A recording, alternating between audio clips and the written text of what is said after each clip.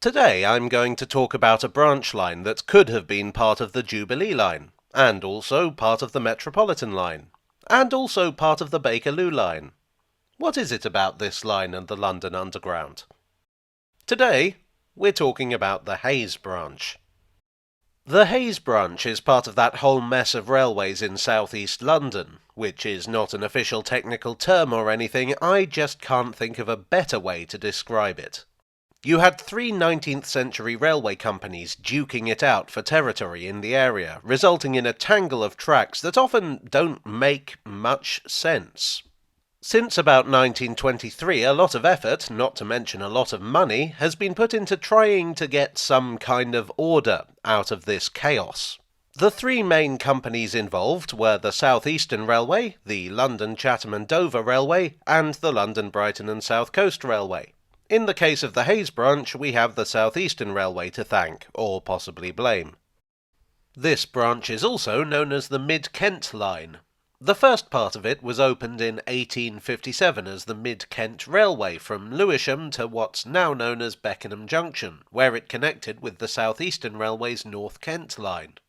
From the start, the South Eastern operated the actual trains, and in 1864 they bought the line outright. Also in 1864 they extended to Addiscombe. Addiscombe is in Croydon, which was London, Brighton and South Coast Railway turf. Addiscombe Station is the perfect example of how badly these things were thought out. Addiscombe Station is not there anymore. Basically, it was too far out from the centre of Croydon to attract much business, and the route into London from Addiscombe was slow compared to the LBSC lines. In 1904, trams started taking people from Addiscombe into the centre of Croydon, and that really didn't help. So the line was never that popular. Nor was the line from Woodside to Sanderstead, which opened in 1883 and closed 100 years later, and was a joint venture with the LBSC, because none of this makes any sense. The important part for the purposes of this video was the line to Hayes. This was built by the West Wickham and Hayes Railway, but was sold to the South Eastern when it opened in 1882. In theory, this line should have been another failure. The area was sparsely populated. But 100 years ago, things changed drastically. London had been growing over the previous 50 years or so, largely because the railways made commuting possible. You didn't have to live in London to work in London. Developers started eyeing up likely plots of land to throw new suburbs at. The Hayes branch offered a connection into London, and because there wasn't much there, the new suburbs could be shaped around the stations. Then there's the trains themselves. In 1923, all the competing railway companies in this area were folded into the Southern Railway, which mostly ended the old squabbles. The Southern were very into modernisation. Another company they'd absorbed, the London and South Western Railway, had discovered that electrification was worth investing in. Trains could be faster and more frequent, not to mention quieter and cleaner, and the passengers loved them. This was known as the Sparks effect. So the Southern electrified as much of their suburban network as they could. The Hayes branch got on the juice in 1925. And so, in a very short space of time, the Hayes branch went from a meandering country line to a modern suburban artery. At West Wickham, for example, 47,000 tickets were issued in 1925, and 251,000 were issued in 1934. Season tickets went from just 336 to 18,711. It was an unambiguous success story. It's interesting to me that this line was such a success when similar lines nearby were such abysmal flops. Maybe it was a lack of competition, maybe it was better located stations, maybe it was simply the Southern Railway investing more. Suffice it to say that the Hayes branch seems these days to be doing pretty well, while Addiscombe Station is gone. Also gone is the service between New Beckenham and Beckenham Junction. Technically, the line is still open, but services haven't run over it for 30 years. So what's all this about a tube service? Well, there have been proposals to run tube trains this way for nearly a century.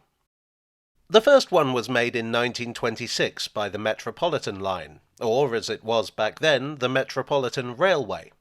The Metropolitan didn't really like to think of itself as an underground line, but rather as a mainline railway that just happened to resemble a tube line. Heck, even now there's probably someone in the comments section complaining because I called it a tube line. The Metropolitan operated the passenger services over the East London line, the line from Shoreditch to New Cross and New Cross Gate that's now part of the Windrush line of the Overground. They proposed continuing their services over the Southern Railway to Addiscombe. I haven't seen any indication that they plan to run to Hayes as well, though, and it likely wouldn't have been a tube line per se, in that it doesn't appear that they intended to totally take the line over. Rather, they'd have run services over the existing line alongside Southern trains. The Southern and the Metropolitan use different systems of electrification, so I don't know how that would have worked either. Generally, the whole thing doesn't seem to have been all that thought out beyond a basic proposal, and nothing came of it, but it is still an interesting might have been. Next, there's the Jubilee Line proposal, which came nearly 50 years later. Well, it wasn't the Jubilee Line back then. In 1974 it was the Fleet Line, and it still hadn't been built. The initial section was going to go from Stanmore to Charing Cross, as it did in the end. But there was a question mark over where it would go after that. Initially it was thought that it would go to Lewisham via Fenchurch Street. But according to the London Rail study of 1974, they weren't married to that idea. There were two ideas in competition. One was the River Line. This would have ignored Lewisham, gone through the city, through the Docklands to Thamesmead. This didn't happen, firstly because the government didn't believe the Docklands justified a tube line, and secondly because Thamesmead just never gets a rail link. It's like a law of the universe or something. I know there is this plan to extend the DLR, but I'm not going to believe it's happening until the first train physically arrives at Thamesmead.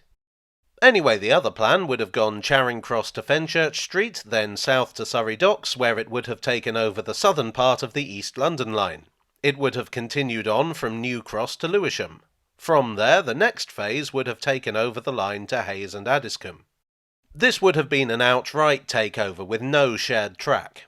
The main argument for this in the report was that the line would take some pressure off the lines into London Bridge. The main argument against this was that it would have cost a lot of money, which, to be honest, is the standard argument against building anything ever. Anyway, as we now know, the final Jubilee extension was totally different to either of the 1974 plans and doesn't go anywhere near Hayes. And that brings us to the third proposal, the Bakerloo Line. Now, to be fair, the Bakerloo Line has been proposed to go to Hayes more than once, but I'm talking about the present version of the extension, the one that's currently being covered by the BL1 Superloop route.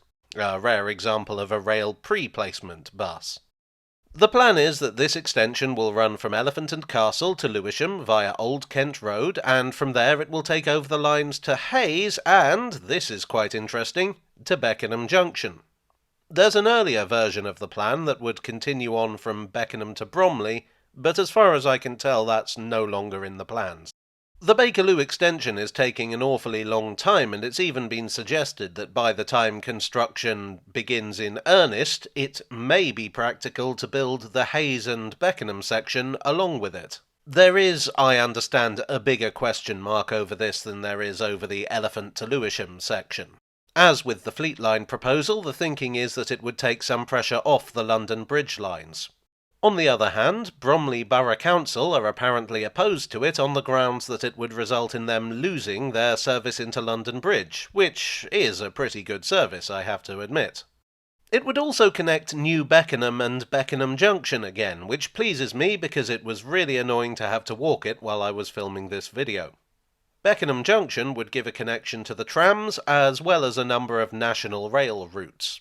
Will it happen? Maybe, maybe not. It's looking fairly optimistic at present, but as with Thamesmead, I'm not going to fully believe anything until a Bakerloo Line train hisses to a halt in Hayes.